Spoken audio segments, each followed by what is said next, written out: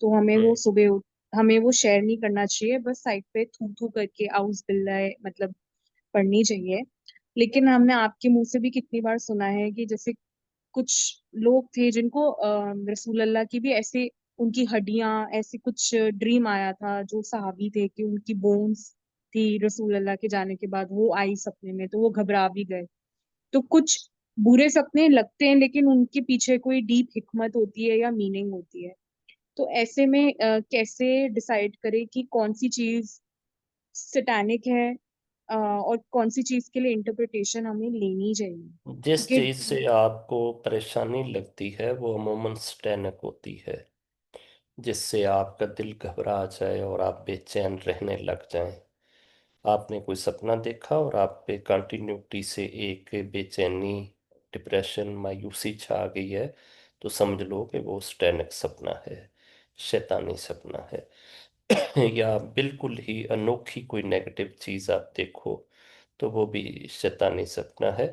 असल में सपनों की जो इंटरप्रिटेशन है ये कोई साइंटिफिक नहीं है, ये फिक्स्ड नहीं है।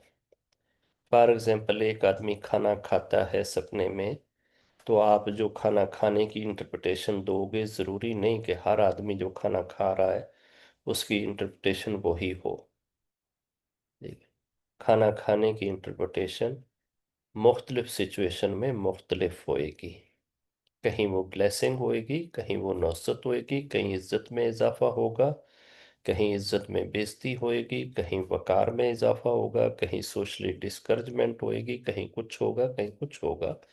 वो सपने के पूरे थिएटर को सामने रख के, पूरी सिचुएशन को सामने रख के, एक मुइब्बर जो ताबीर करने वाला है वो उसके हिसाब से अंदाजा लगाता है कि इससे क्या मुराद है। तो इसलिए हम चूंकि सपने का सारा नॉलेज या इल्म नहीं जानते, तो हमें सारी चीज़ें रब पे छोड़ देनी चाहिए।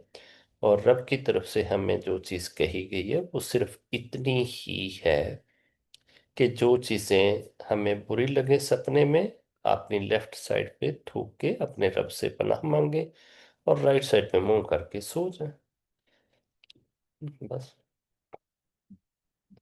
और अगर दिन को फिर सपना सताता है या परेशान करता है तो फिर भी रब से दुआ कर। और कुछ चीज़। बाबूजी, ऐसा कई बार होता है कि लेट्स से